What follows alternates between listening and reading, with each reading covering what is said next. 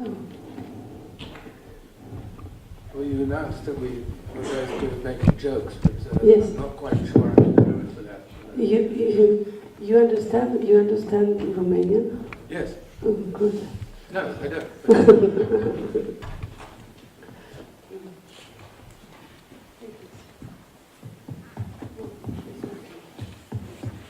Okay.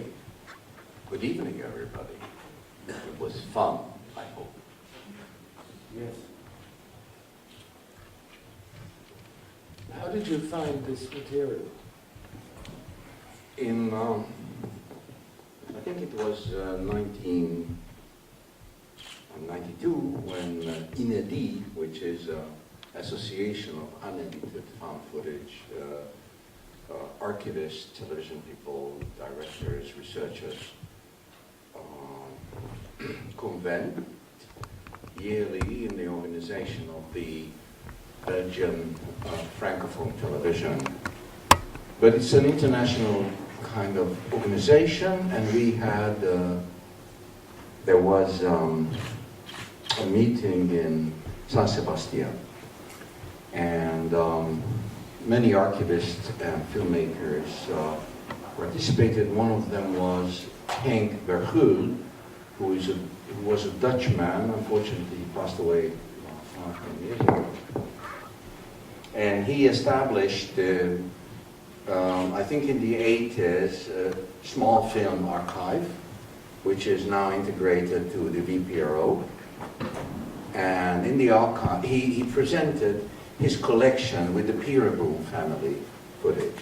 And I immediately went to him, approached him and said, after he gave his lecture and screening, Of the Peereboom. Of the Peereboom.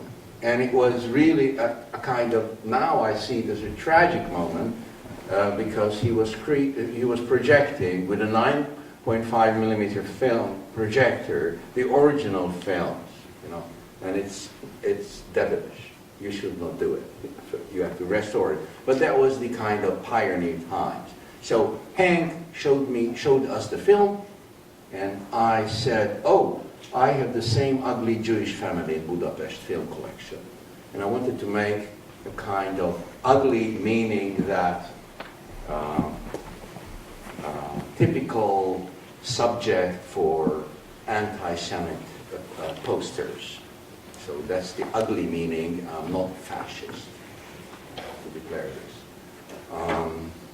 So that was it. But then later I understood that I cannot integrate the Hungarian family because that would be too much. And it's enough to understand the Dutch situation and one family story. It would have been too heavy.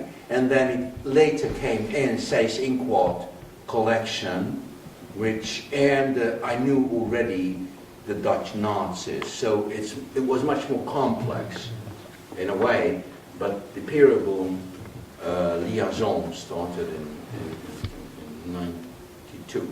Do we need a translation? Or No. Oh, okay. No, the Dutch situation, of course, interests me since I grew up there. And two thoughts struck me the first time I saw it, and struck me even more now. So when you were watching this, you think to yourself, you can't help thinking to yourself, these people are fools. What are they doing, laughing and having parties in 1941? Why don't they get on the first boat to England or something, or even in 1938? Of course, they were not fools. On the one hand, I think one of the reasons that so many Dutch Jews were deported and never came back, the highest percentage in Western Europe, 75% or more, I think. I don't think it's because the Dutch were more anti-Semitic than anybody else. It was true that it was difficult to hide because there were no mountains. But it's also because for centuries, the Dutch it was a very bourgeois and rather peaceful society. Nobody was really used to resisting authority or even distrusting authority, unlike the Belgians or the French. The French attitude to authorities, if they're told to do something, that's not the Dutch attitude. And so you obey authority, and that includes the Jews. And little by little, worse and worse rules are made to restrict their lives, and they went along with it because they thought, well, it can't get that much worse.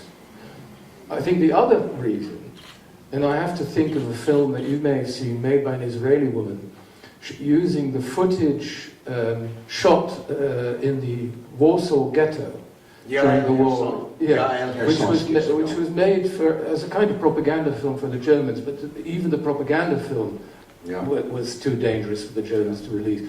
But when you read about the people who were in absolutely desperate circumstances, they were being taken to death camps every day, they were dying of hunger, there was really very little hope. And yet they had concerts, they had school classes, they had debates, they had reading clubs. And I think the human being has to live as though life is going to go on. You can't do anything else. You can't live as though you're going to die the next day. Yeah, it's a great problem to understand these Nazi propaganda films, SS propaganda films, which were made in the direction of Eichmann and Himmler to show how nicely these Untermensch are treated. But there is something very specific in the handling by the Nazis, Dutch Jews, because the deportations in Hungary took place. 500,000 people have been deported in 3 months to Auschwitz. But the 120,000 Dutch Jews who have been deported, it took 3 years to the SS because they had this very specific, manipulative, and very conscious policy towards the Dutch, because they knew that the Jewish Dutch people, the Dutch citizens of Jewish faith, are respected by the Dutch society. So they were really afraid of kind of resistance. So they did this through 3 years, collecting them, banning them from everything and collecting, etc. So this was the Nazi, and this is very, very important, the Nazi mass psychology. They didn't want to have any riots or rebel. First they separated the man from the woman, etc., etc. And even the Dutch were so brave that they had the so-called Kot Rebel, when they were burned down in Rotterdam and in Amsterdam, the files in the office of the city office. And that was the reprisal over there. So it was Seyss Inquart and the SS keen psychological policy to adapt the Dutch society of the separation and then later on the killings. Well, it's a very charitable view of Holland during the war. I'll tell you a story. I was at a conference of historians of World War II about 10 years ago, a bit longer, 20 years ago, in Amsterdam. And there were people from all over. And a young Dutch historian called Ido de Haan told the story about how actually it's a myth. There was a lot of collaboration. The Dutch bureaucracy cooperated with the Germans, again, out of obedience more than conviction. Very few people actually helped the Jews. There was the February strike of the railway workers. That is true. But the Dutch were not really particularly brave. He sat down, and a famous Israeli writer, what's now I'm having a senior moment. Oz? No, who wrote the Seventh Million, the journalist, who wrote, it'll come back to me. A famous Israeli writer who's very critical of the Israeli government and has written many books that are extremely critical of the occupation. Levy? No. Segev. Tom Segev. Yeah. And Tom Segev got up and said something that still moves me to tears in a sort of weird way. And he said, I salute Ido de Haan. He is doing what every solid historian should do. He's demolishing the myths of his own national history. I do the same in Israel. He's right to do so. I think it's wonderful. But when I grew up in Israel, we were told a story. And that was that during World War II, in the darkest days for the Jews, when in every country people were turning away, collaborating, loading Jews onto trains and so on. There was this one brave people, the Dutch, and they protested against the Nazis. They were the ones who kept this little flame of humanity alive. And he said to, and I salute you, he said to Ido de Haan, but please let me keep my little flame. And I'm not so sure. I mean, because also Eichmann wrote a famous document about the Dutch and the deportations when it was all over. And so I think quite proudly announced, Holland is Judenfrei. And Eichmann said, yes, it was marvelous to work with the Dutch. It was such an easy job. And the reason it was easy because the bureaucracy and the judiciary and so on were obedient. They did what the Germans wanted. Not because they agreed with the Germans, but because, well, it's the way you behave in a bourgeois society. And so, of course, there were brave people, and there were people who hid Jews and helped them at great risk. There was a resistance, and so on and so forth. There was the February strike, but I'm not sure they were quite as good as you make them out to be. No, I just said the same. As Tom said it. Okay. It's extremely interesting in the light of other hysterical or planned mass deportation and executions. Not to forget today's China with the Uzbeks. Absolutely. I mean, it's exactly the same. Well, but don't you sometimes think of even... And I'm not equalizing the massacres. Okay. So. But don't you think? I mean, often people say we're now living in 1936, 7, 8, with Donald Trump and everything that else is going on in the world. It often crosses my mind. I mean, are we now being naive? And should we be thinking of the suitcase under the bed? Should we not try and go to a safer place? The next thing is, of course, where do you go? In New Zealand. Look what happened in New Zealand. So even New Zealand isn't the place to go anymore. No, but it does cross my mind. Let's not forget this immense power and love which was in the Peterboers. And that powerful life needed a huge effort to crush. These were dynamic, beautiful people. I mean, lovely people. And full of energy and creativity, representing the best of middle-class values, respecting the family, respecting the laws, going into the ghetto when they are ordered, paying the taxes, etc. And their warmth and their love needed a huge effort to be killed. So the Germans really needed this ammunition, the gas, the bullets, the millions of soldiers, the good collaborators of the Dutch police. So I think it is more in the focus of this film, the life. Yeah, I totally see that, and it is very moving and powerful. On the other hand, when you have a sun, you need a moon. You're playing yang, I'll play yin. There's another way of looking at this, which is that how astonishingly easy it was to get people to cooperate in exterminating 6 million people in a few years.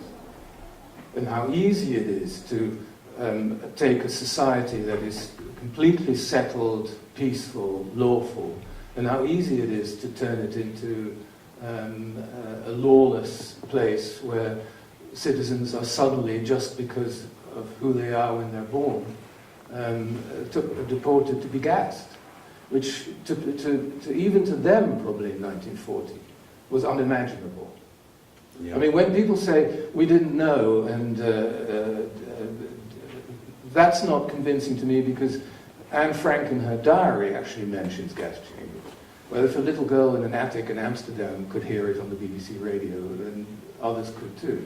But in 1940, when you see those images of ice skating and so on, they couldn't possibly have imagined what was in store for them.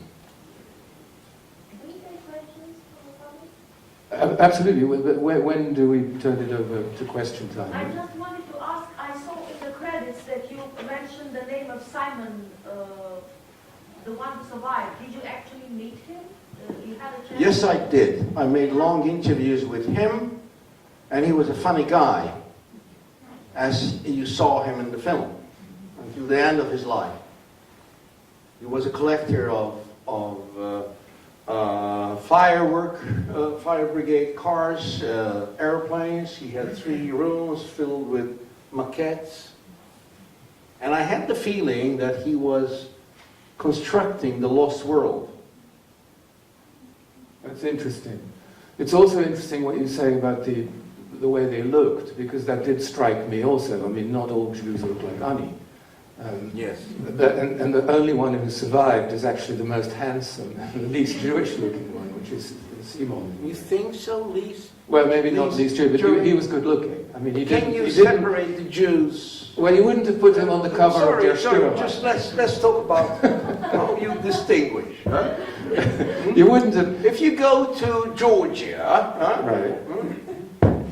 you see a lot of Georgian Jews. Every Georgian is Jewish. We're having this. No, listen, you don't have to tell me. My mother was Jewish and looked like an Arab, really? and you wouldn't be able to tell from my face either. You're Jewish. Also. Halakhically speaking. Oh. No, you don't have to. I don't have the eye, you know. But, so it's dangerous. Well, let's say the most handsome. I mean, he didn't look like a caricature. He wouldn't have been on the cover of Der Stürmer. So if a Jew doesn't look like a caricature, it's handsome. That's not what I was saying. Thank you. That's not what I was saying. And you were the one who brought up the looks. And that is, I would never mention this. I'm just provoking because it's so heavy load, this film. Still, you know, that it's hard to believe that they're eating their scrambled egg, you know. They have this lovely affection towards each other. And this, I think, if anything is important to me in this film, that you see a life. Yeah. And you see it's not a statistic, you know. It's not a family of 17 members in the well-administered transportation, etc. Every stage was recorded beautifully. You know, so. But again, to go to be the yin to your yang, you also very deftly show the life of Seyss-Inquart and his family.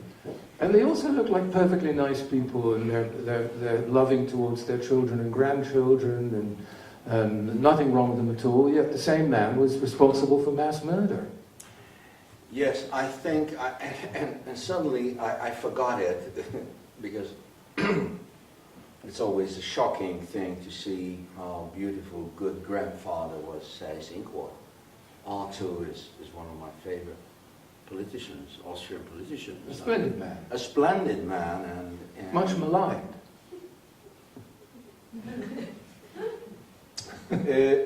And it's very important that it's as it didn't happen as I planned, not having the Hungarian Jewish family, which is still waiting for a kind of romance on the screen, how nice the Hungarian Nazis were, etc., etc. Who always say it was all the Germans. So always the other doing it.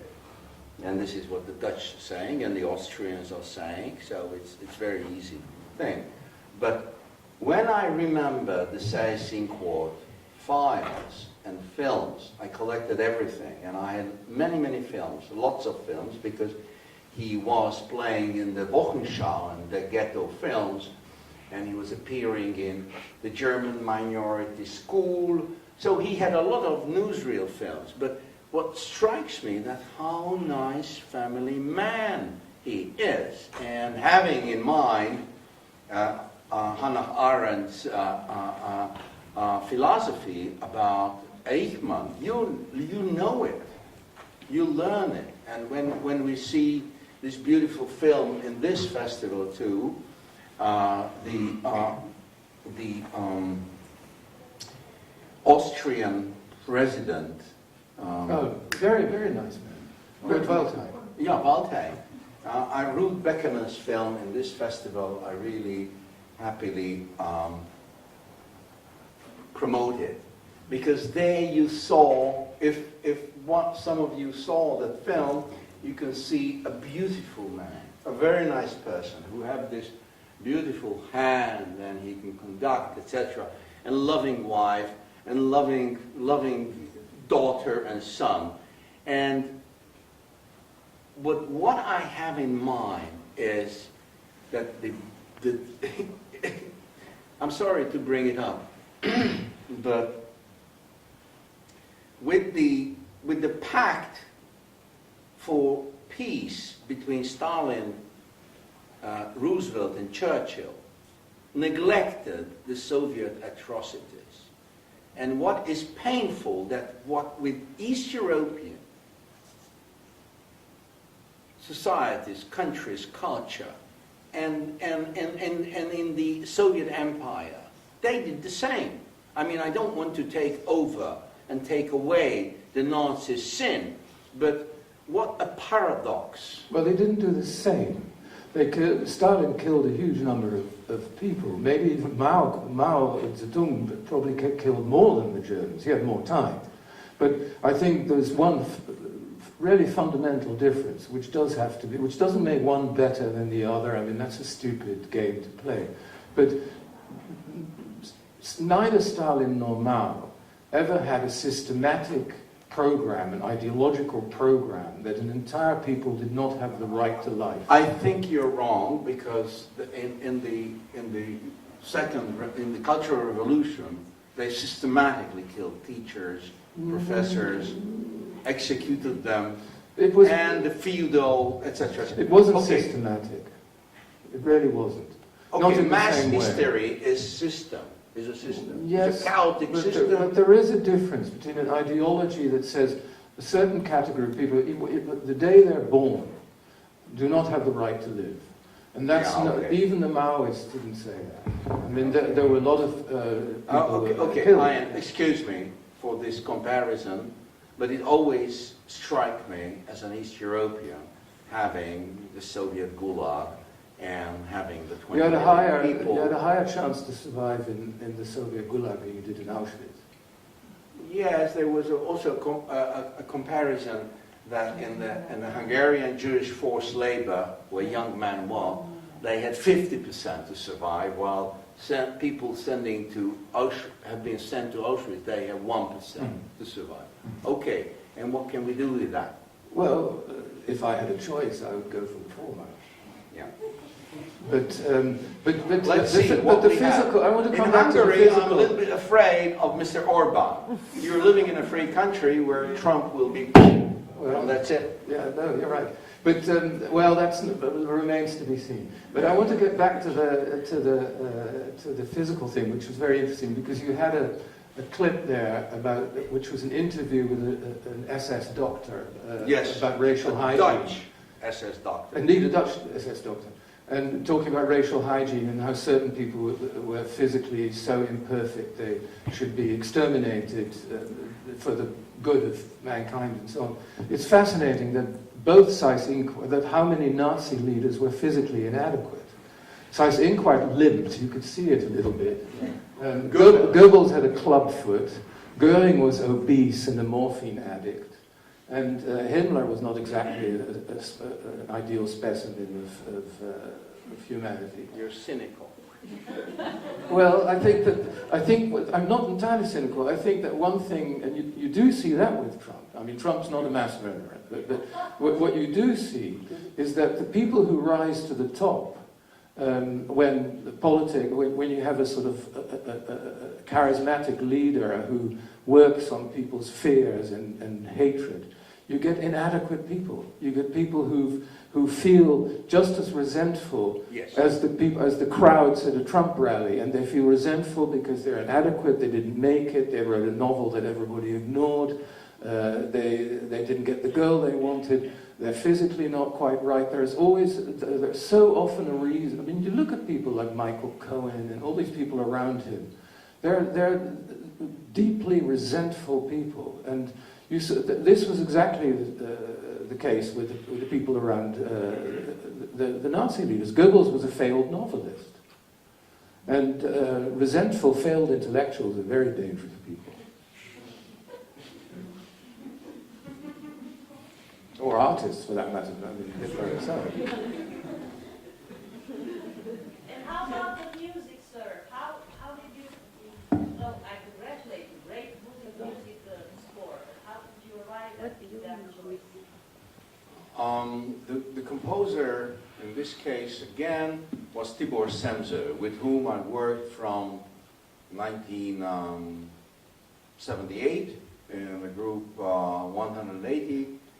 There was a minimal music group. We performed Cage, Philip Glass, Frederick Rzewski, and from 83, 84, we worked together. We made performances based on these home movies and on his music. And in that stage work for 3 years, we had worked out like in an artist laboratory through performances, his music, which could be adapted to this kind of slow motion, contemplative kind of, let's say, storytelling. So this is not just coming out from the blue, from the cloud, but it's a long collaboration with Tibor. At that time when we made this film, already 12 years, 11 years, we've been working on different projects. And he was very, very keen. And more to that, we did a film called Free Fall, just a year earlier, which was a Hungarian family, where we also recited the Jewish laws, having the idea that if angels are singing the Jewish laws, the racial laws, the fascist laws, it's like when somebody's singing Ceausescu's poems or his wife's poems. It's very nice to have these mass killers, angelic wish, and the Jewish laws are like that. So I wish you all die because you killed Jesus, etc. And Tibor composed this beautiful music on these experiences, and he's a wonderful musician and composer. So it's a close collaboration in all of my films. I work together with the composer to work out the specific music to that composition. There's one other question I have for you, which is something that's very often overlooked. The matter of who did survive and who didn't. It really depended on contacts. And that depended, contacts with the non-Jewish world. And that depended very much on class. For example, I went to a school in The Hague, which was a snobbish private school. But it had no religious denomination at all, unlike the other snobbish private school, which was nominally Christian. That meant, I only really thought about this later, years after I'd left school, that out of every class of about 20, there were about 4 Jewish kids. And considering the fact that more than 75% of the Jews in Holland didn't survive, that's a huge number. And the reason is that it was a snobbish school. And these were from families who were wealthy often, and at least well-connected, had a lot of non-Jewish friends, and you had a much higher chance then that somebody would help you. The kind of people you see in those images of the marketplace and so on, they had no chance whatsoever. Now my question is this, the Peerboom and the, what was the name of the other family? Peerboom and the other family? Baumann. Well, their class is not immediately obvious. They had enough money to have a home movie camera. So they were middle class, but I would say not, whether they were quite upper middle class, I'm not sure. But the question really is how many non-Jews would have been in their social orbit. From what you see in the film, very few, but you can't tell really from the film. Because they're mostly family pictures. It's extremely interesting what you say. It's true, they were not high-class people, they were middle-class people, working people, though because of the father had running as the editor of the Jewish newspaper, he became member of the Jewish Council. Now, if you don't know what is Jewish Council, it was Eichmann and the SS established in every occupied territory that they were responsible for the city, and they made the lists for the Nazis even, and they organized to keep everybody calm. So it was the Jewish Council who made law and order. Some ghettos, like Warsaw Ghetto and Łódź, had Jewish police, not only, etc.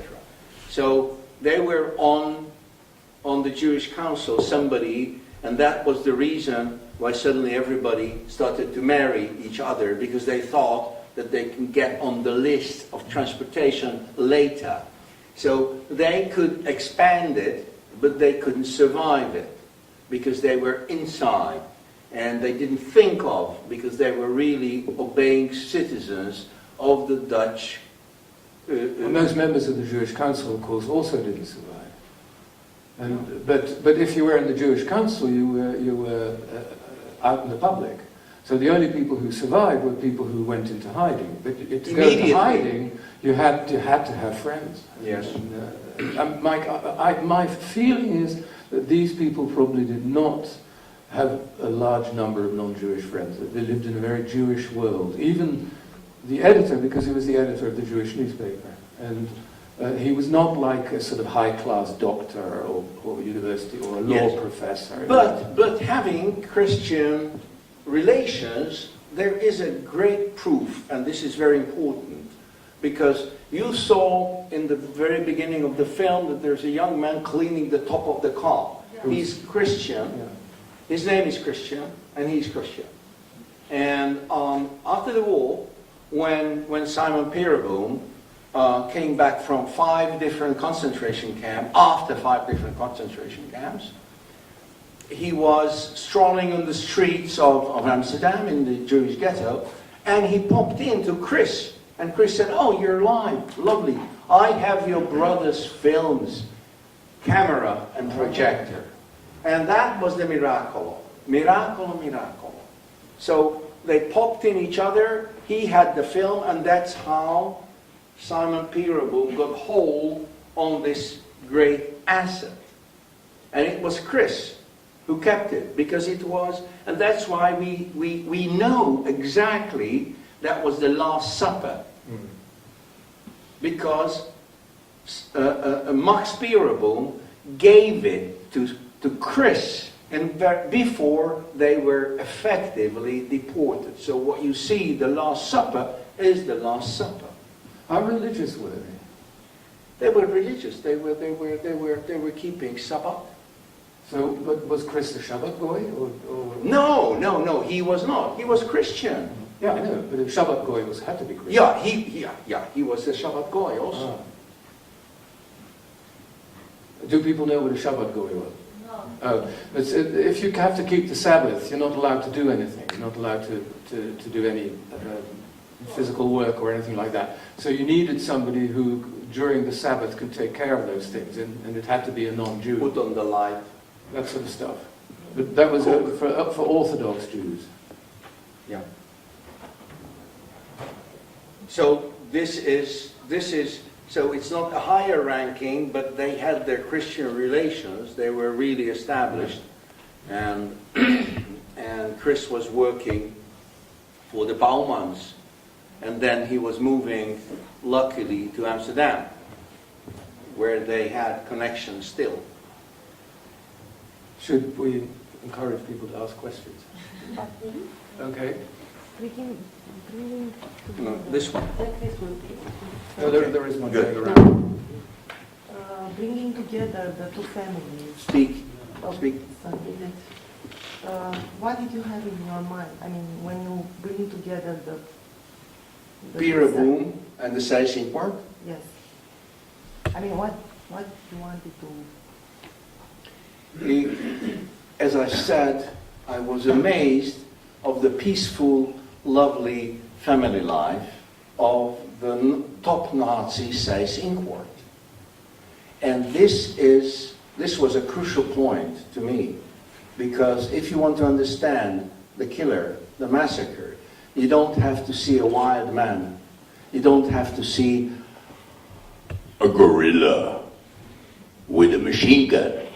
You can have to see a beautiful officer who goes to church, who listens to Bach. That's the nice thing. Who can hug a granddaughter. So the Nazi is not the butcher, not the executioner, but a clean-handed, white gloves, who can ride, who is vegetarian. There was an anecdote about Seising Court. He was a true vegetarian like Adolf Hitler. So the SS officers, after having dinner at Klingendale, they went into The Hague to have a good beefsteak in the Nazi garrison. It was well known that if you go to Seising Court, But you know, they were not all nice guys, though. I mean, Hannah Arendt was wrong about Eichmann.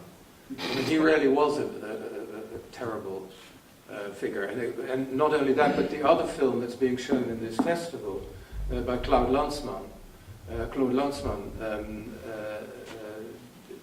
has evidence that he was not only an anti-Semitic mass murderer, but also a criminal. He was a gangster. He promised people that he would let them go for a lot of money, and then he'd arrest them anyway and take the money. I mean, he was deeply corrupt, and I'm not surprised. he was not the sort of pen pusher that Hannah Arendt. No, but Hannah Arendt is not doing that. But Hannah Arendt had a very important theory that it is people who are saying that they are just organizing the train schedule. They are really bureaucrats. But of course, Eichmann was much more complicated. Yeah, no, that's absolutely true.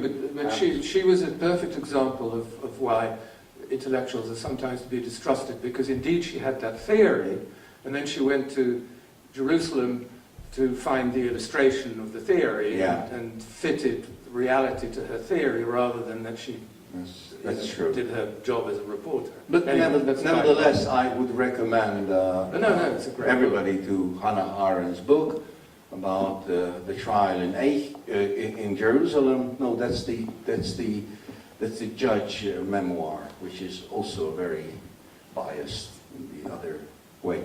Okay, so anybody has any question? Or we sank into deep and sad silence. Don't laugh. I'm not afraid of silence. Did you know that the clip that about the Olympic Games in '36, and in Dutch he says, "The two Negroes were 1 and 2, and we are very proud that our Ozendarp got the bronze." Yeah. Ozendarp became a horrendous SS man. I know. And a torturer. I know, and he was arrested in prison. after war. Yes, war. he had. Yes, Ozendarp was SS, volunteer Dutch SS. Yeah. But I didn't want to put it to the film because it would have been. It was just an illustration that peace. Right. Peace times. Right. But it triggered me also because I looked after Ozendarp. The silver medal. Bronze medal of the 100-meter run. Yeah. What about today? You hinted at one point that we may be on the verge of another 38. What about today? I mean, this, you show the banality of evil, yeah? Beautiful people doing horrible things. How can we prevent society going that way once again? Well, Because it seems it's not like we are vaccinated against it. Well, if you have an answer, I can produce a book giving your answer. You make a lot of money. I was asking you. Me? I don't have a clear answer to that. What it means is that, well, it depends on the country. In America, it means that that everybody who sees Trump as a danger ought to go out and vote. And that would take would not undo a lot of the damage he's already done, but it would certainly go a long way towards solving the problem. So it's a political problem. And countries should have institutions that are strong enough that they can prevent malevolent strongmen from taking too much power. And that's a question of it's not a question of good guys and bad guys, it's a question of institutions that can prevent bad guys from having too much power. How about Hungary? Heydrich? No, Hungary. Oh, Hungary. I'm asking the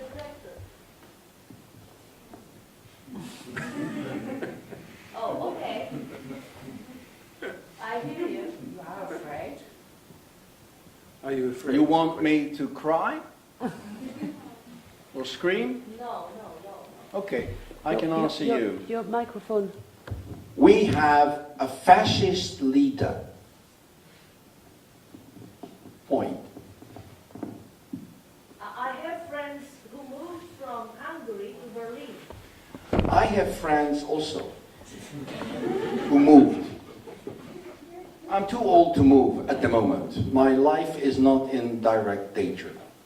But there is different... This is not a fun. In the 1930s... But I made a film about Holland and I cannot solve the problems of Europe. But in the 1930s, different countries had different forms of fascism and Nazism, depending on their histories.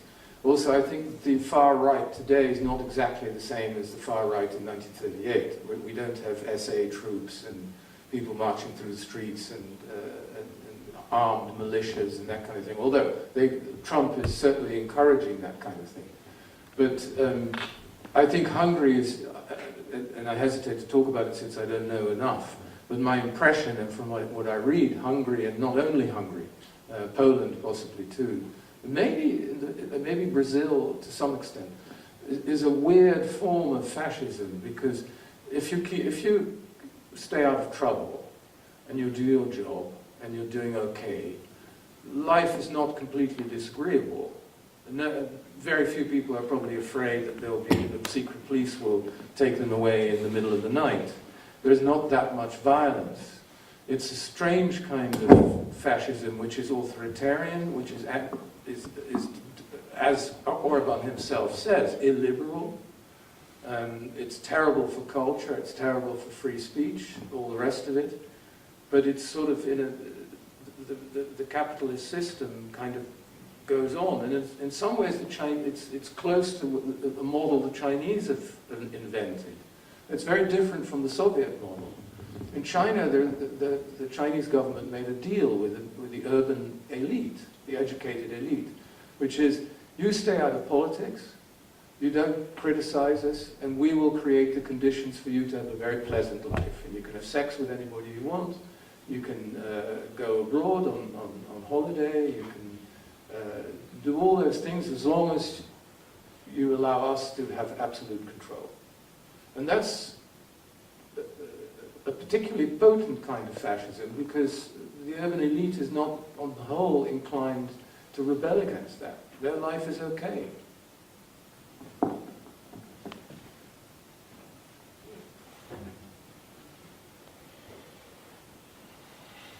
I would like to go back to the problem of Nazism and anti-Semitism, not to the comparison, which is a huge area between communism, fascism, etc.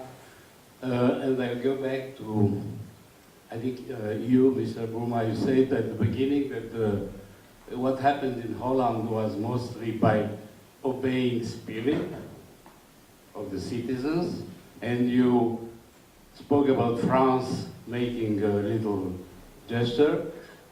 I would like to know more what you think about the French situation during the Holocaust. And also another question that I have, having to do with the obeying spirit of the population in all these countries of Europe. It's about Romania, because we are in Romania, and we know that the Romanian people are not very obedient in general. I know very And, well. I'm sorry, I didn't hear.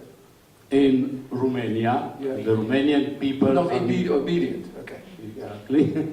And I would like to know what do you think about the Holocaust, the Romanian Holocaust, which was self-made by the Romanians themselves mainly, and with the help of the Germans, of course. But I think well, first of all, we have to be precise. Fascism is not the same as Nazism. Fascism in Italy in the beginning was not even particularly racist. It became that, but it was not the ideology itself was not immediately concerned with anti-Semitism and so on. Certainly not genocidal anti-Semitism.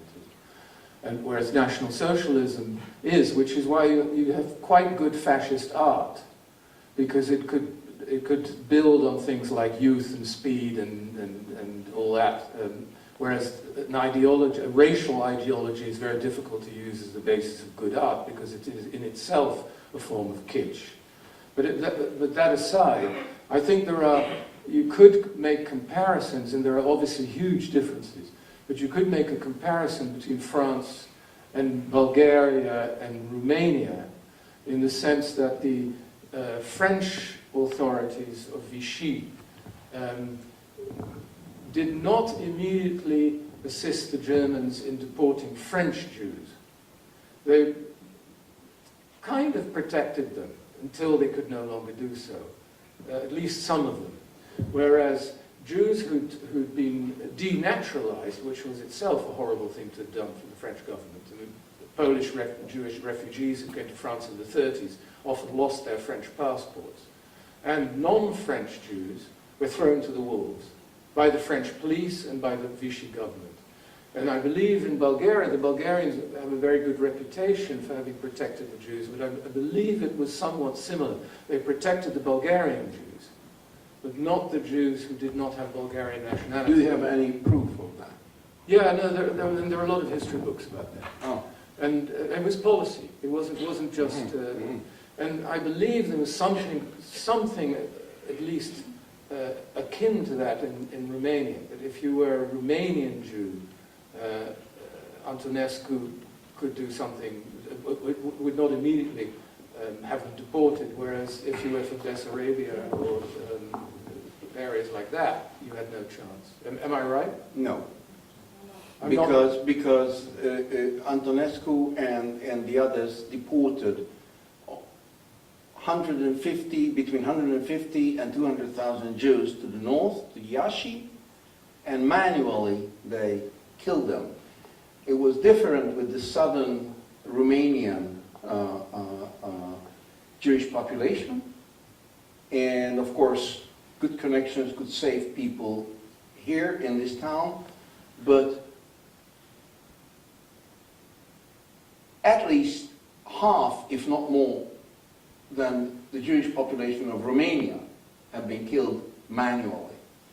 But were they sent to Transnistria rather than to Auschwitz? Yes, yes. So- It's not bad.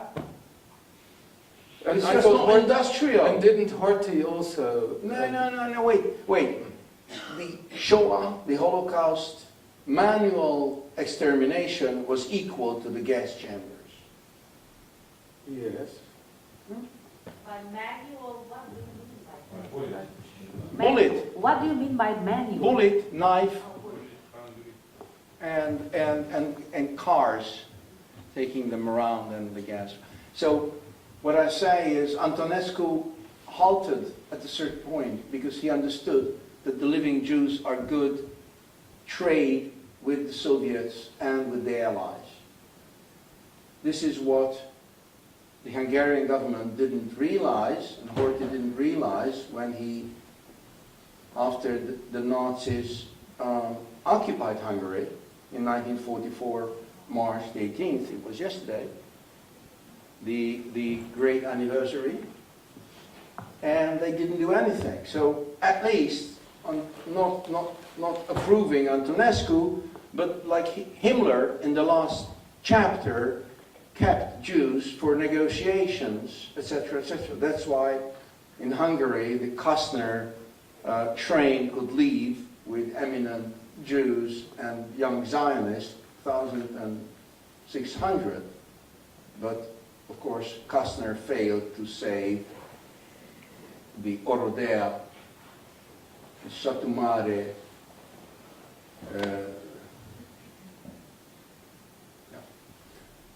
Yeah, okay. But of course, everybody knows this, and it's. Why did you choose this film? Why did I choose this? Yeah, for this. Well, I mean, just partly just, because I think I'm narcissistic enough to ask this. because I think it's an extraordinary document. The two things that I like it for, especially, for the reason you say, that it's a very moving document about how human decency and love can survive in the worst circumstances, but also because it raises that existential problem which haunts many people, especially if they have some Jewish background, but not exclusively, who grew up just after the war.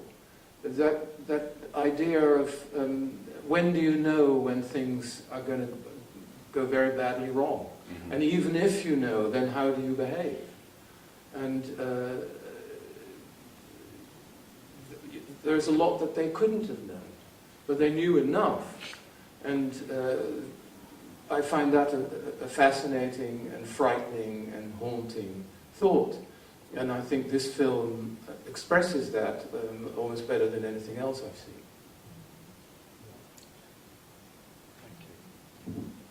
Now I know why I'm standing here. Any more questions? Or you'll be very, yeah. Back in the back. On that side.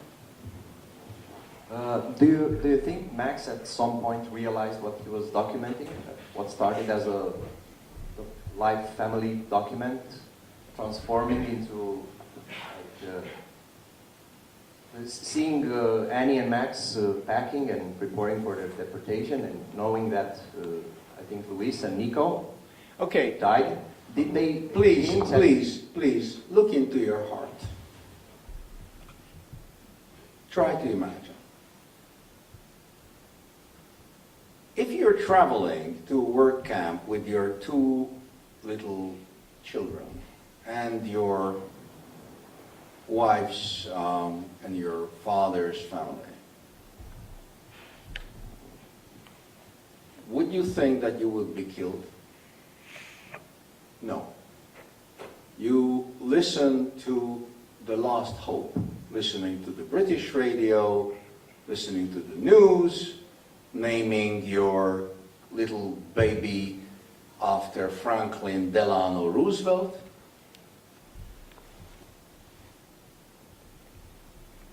I mean, this film is not educating anybody about Shoah. This film is following deeply inside the story, because I don't think that this film is about the Shoah. I think this film is about the procedure, the road. And it uses, in the dramaturgy, the suspense. You know it from the first moment, when you realize that they are Jews, and it's history, time is coming. Or when the deportation, because you know everything. So this film is a contemporary film. It's not their film who realize that they are being transported to death, but it's our film knowing everything. So I thought that we don't need any other explanation that is naturally coming from this material. You can follow up the family history, because all the information about the Shoah, about the Holocaust, about the Second World War, about Hitler, about the Dutch, is in books. And I'm not making educational film about like the Spielberg archive. How did you feel in the concentration camp? No. Now wait, but this is very important, because I made a film for your question. This is a question-provoking film. You think about that. Did he know what he's doing? No, he didn't. Or did he know? Yes, maybe. But this is the big point. And this was in my focus. As you said in the beginning, hey, don't go to movies, pack and leave. So it's the human ambivalence, the human hope. But there's another aspect to that, I think, which is that I've often thought about why it is that some of the most brutal behavior is very often occurs in civil wars. The people who suddenly turn on their neighbors, and even though they've spent birthday parties at their homes and their children were friends and so on, circumstances change. You saw it in Bosnia, and people start slaughtering their neighbors. That's when you get extreme brutality and humiliation. It's usually not killing quickly, it's humiliating the victims so that they become sort of like groveling animals. And one of the problems, and I think that the psychology of that is that it's easier to kill a groveling animal for which you can feel nothing but contempt than it is to kill a human being who still looks like you.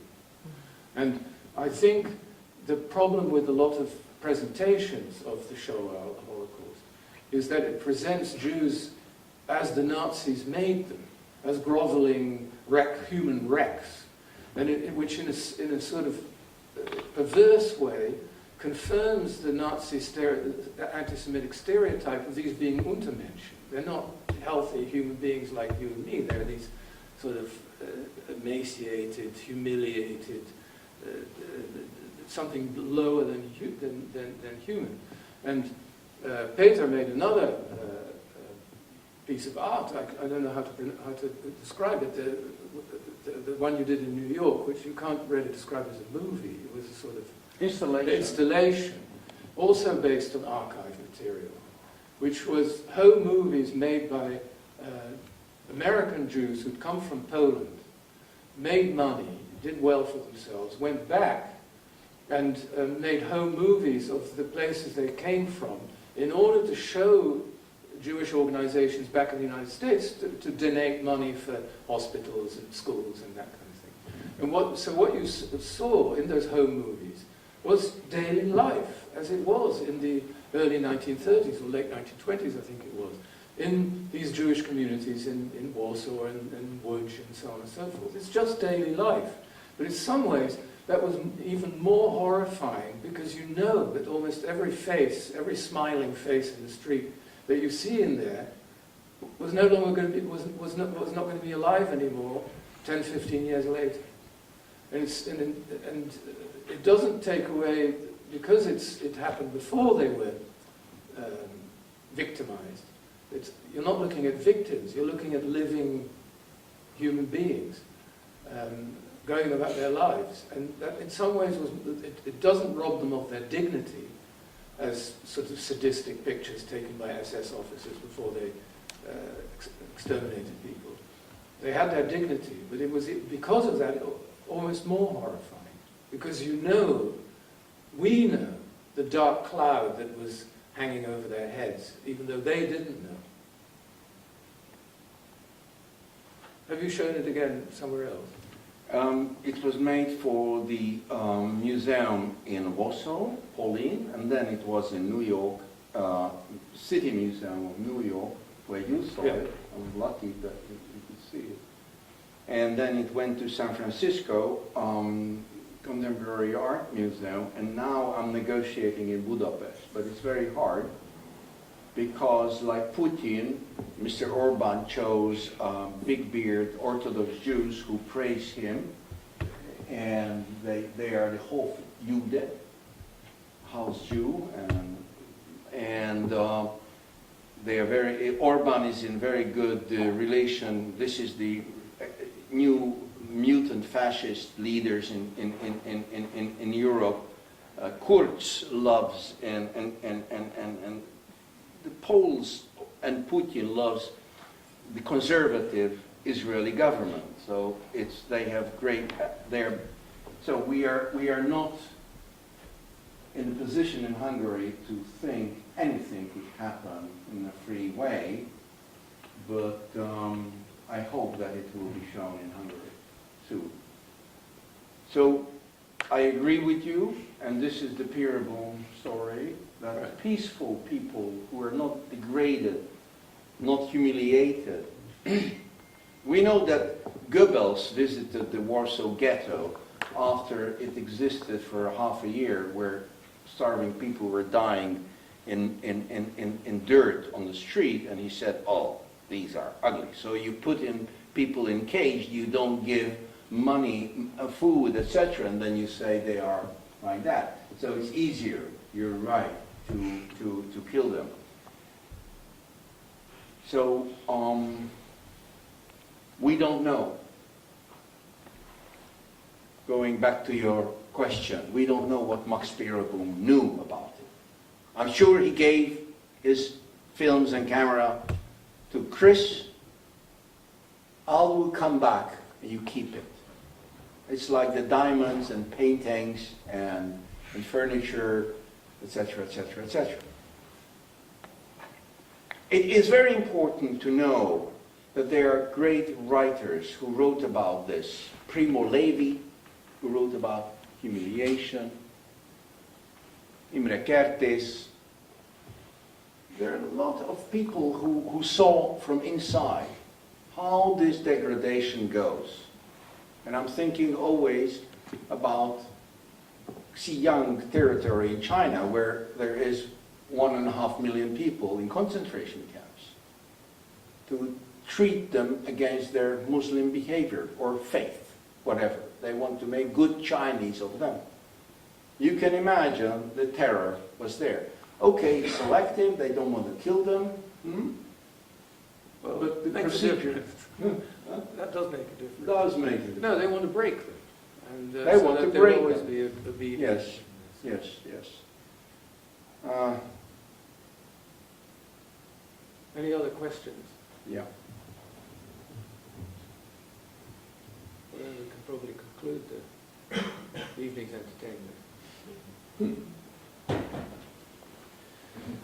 So if you're a bit afraid or shy to speak with them in front of everybody, you can come to London Home,